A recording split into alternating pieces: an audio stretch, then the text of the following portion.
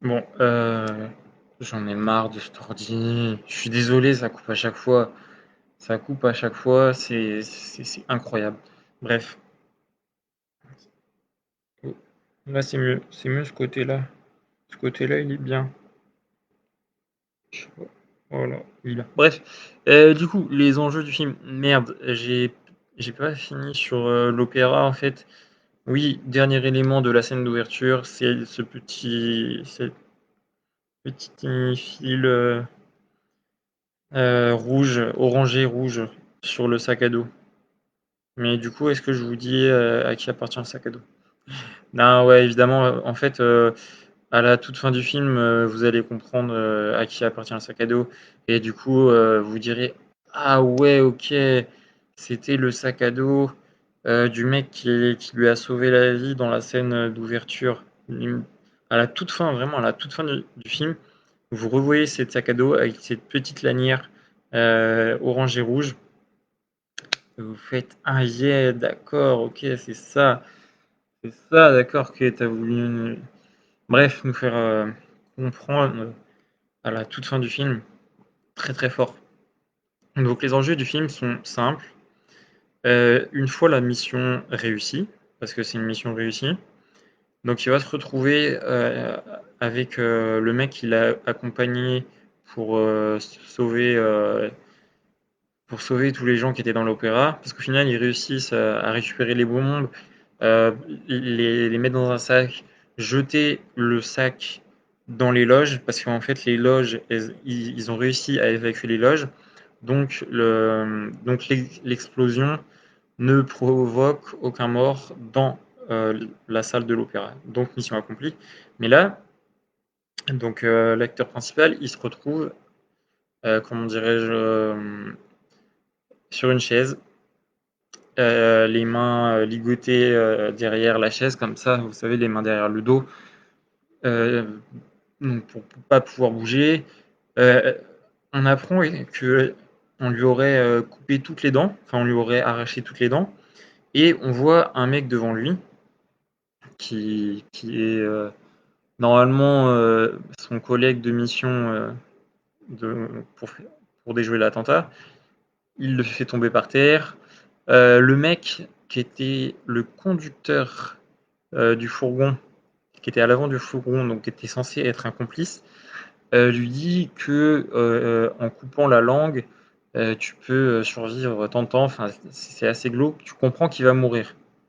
Et à côté de lui, enfin à côté d'eux, il y a des trains qui passent comme ça.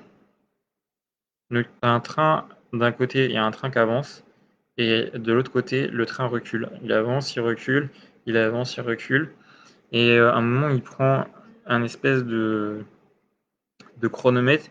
Mais vous savez, c'est le chronomètre genre comme les trucs pour faire bouillir les œufs, vous savez. Vous mettez le chronomètre sur 3 minutes pour faire bouillir vos œufs. Bah là, c'est pareil. C'est un espèce de réveil. Donc on voit en fait l'heure dessus. Et il va remonter le temps, le mec. C'est bref, ça commence fort quoi. Le mec remonte le temps. Il lui dit, il trouve juste là, ici, avec son couteau.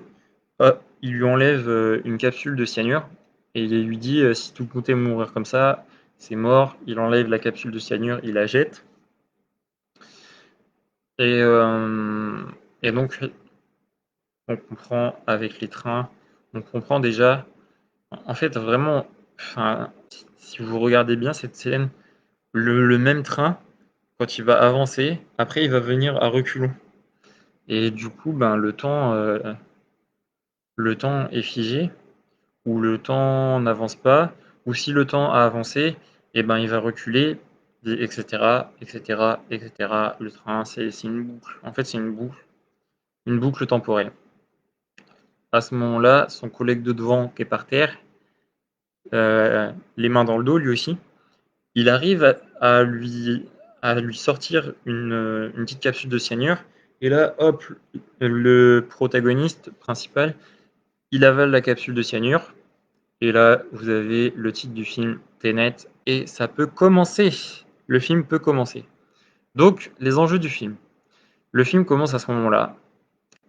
c'est pas anodin que le titre du film se mette au moment où l'acteur principal ingurgite la capsule de cyanure, parce que hop, dès le comment dirais-je, dès l'écriture de Tenet sur votre écran, hop, il se réveille, et là on a un mec, on ne sait pas s'il est de la CIA, du MI6, si c'est comment dirais-je, beaucoup de critiques ont dit que c'était comme une milice temporelle, une organisation militaire temporelle.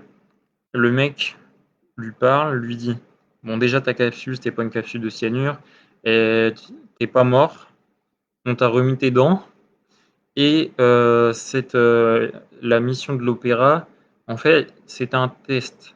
C'était pour tester. Donc le gars, il se réveille. Déjà, il pensait qu'il était mort parce qu'il avait pris la capsule de cyanure. Non, non, il se réveille et un mec en costard lui dit c'était une mission pour te tester. Voilà. C'était une mission pour te tester. D'accord, très bien, merci beaucoup. Très bien. Là, le mec lui dit bon, nous sommes à l'aube d'une troisième guerre mondiale. Euh, c'est une, c'est une guerre temporelle. D'accord, très bien, merci. Je n'ai qu'un seul mot à vous dire, Tenet.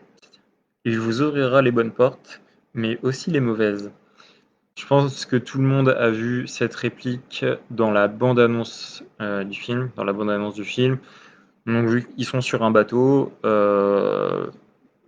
c'est filmé, comment dirais-je, de manière à ce qu'on les voit sur un ponton, sur un bateau, et ils ont la discussion. Donc là, l'acteur principal du film commence à se poser des questions. Il fait OK, d'accord, une troisième guerre mondiale. Est-ce que le MI6 est au courant? Blablabla. Et puis il commence à douter de sa capacité de remplir cette mission. Et il dit, t'inquiète pas, t'auras tout à disposition, tu auras carte blanche. C'est un peu comme un James Bond, comme si au début du film on disait à James Bond, voilà, t'as une mission, telle mission, et on va lui montrer tous les gadgets qu'il y a de possible, sauf que lui, il n'a pas tous les gadgets de disponibles comme dans James Bond. Il y a juste un mot, c'est net, et, euh, et on lui parle vaguement de Troisième Guerre mondiale, de temporalité, et que cette Troisième Guerre mondiale, elle a déjà commencé dans le futur. Voilà. Donc voilà l'enjeu principal du film. Sauver le monde, empêcher une troisième guerre mondiale, aller dans le futur. Donc il lui dit voilà, dans un futur proche, il y aura une troisième guerre mondiale. Et le mec qui lui donne l'information, il a l'air déjà au courant de cette troisième guerre mondiale. Il a déjà l'air d'être au courant de ce qui va se passer. Et il donne les clés du camion à John David Washington en lui disant voilà, tu as réussi la première mission, tu essaies de l'électionner. Maintenant, à toi de jouer, à toi de jouer mon coco, tu vas sauver le monde. Ok, très bien. Voilà. Donc, on apprend que, donc, du coup, comme dans un James Bond classique, donc il y aura des gentils et des méchants. Le méchant, c'est un méchant russe, un mégalomane, et il va falloir donc empêcher la troisième guerre mondiale. Il va falloir sauver le monde dans le futur. Voilà l'enjeu, enfin les enjeux du film quand on est au tout début du film.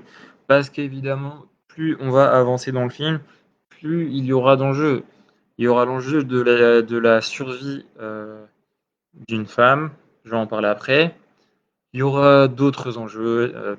Plus tu avances dans le film, plus il y a d'enjeux, plus il y a de choses à résoudre, à réussir, plus il y a de, comment dirais-je, sauver le monde, c'est pas qu'une mission, parce que sauver le monde, ça demande plein de petites choses qu'il va falloir, comment dirais-je, quand vous allez avancer dans le temps, ça va mal se passer. pour cette mission globale qui est de sauver le monde.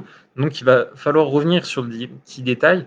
Grâce à l'inversion, on va pouvoir changer certaines petites choses qui vont nous permettre au final, dans la globalité, de sauver le monde. Voilà. Donc voilà ce que je peux dire sur les enjeux principaux du film. Allez, je continue. Je vous rejoins.